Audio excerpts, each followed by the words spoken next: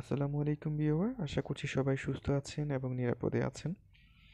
আজকে আমরা যে ভিডিওটা দেখব সেটা হচ্ছে মেসেঞ্জারে কিভাবে ফাইল পাঠাতে হয়, যে কোনো ডকুমেন্ট আমরা কিভাবে মেসেঞ্জারে পাঠাবো সেই বিষয়টি।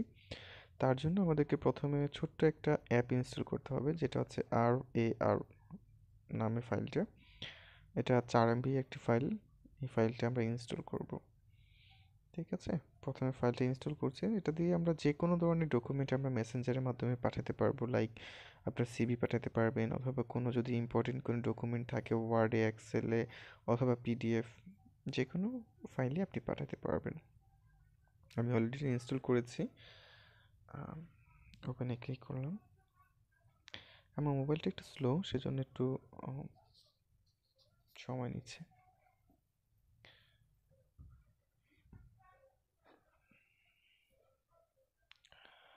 ওকে, ওপেন করার পূর্বে আপনাকে সকল অ্যাক্সেসগুলো দিতে হবে, যেমনটা আমি দিচ্ছি।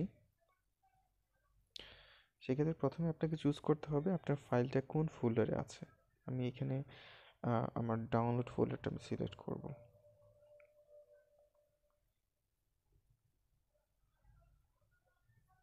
ওকে, আমি এখান থেকে ডাউনলোড সিলেক্ট করছি।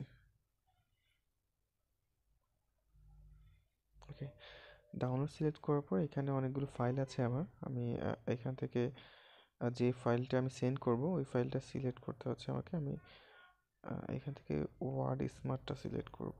ওয়ার্ড স্মার্ট, হ্যাঁ জি, ওয়ার্ড স্মার্টটা সিলেক্ট করব। এখান থেকে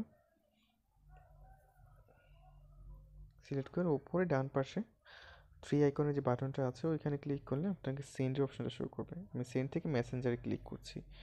আমি যাকে পাঠাবো তার মেসেঞ্জারে এটা ডান পাশে যে সেন্ড অপশনটা আছে ওইখানে করে দিলে এটা চলে যাবে। আমি রবিন হোসেন সেন্ড করছি। সেন্ড হয়ে গিয়েছে। এখন আমরা অ্যাকচুয়াল মেসেঞ্জারে গিয়ে দেখবো যে এটা সেন্ড হয়েছে কিনা।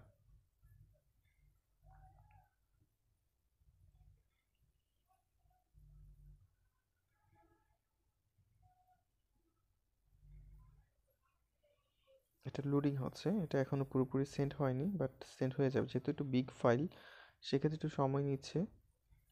সো আশা করছি খুব দ্রুত সময়ের মধ্যেই এটা সেন্ড হয়ে যাবে। সেক্ষেত্রে বন্ধুরা, আপনারা অবশ্যই আর এই ফাইলটি নামিয়ে আপনি যে কোনো ডকুমেন্ট মেসেঞ্জারে শেয়ার করতে পারছেন।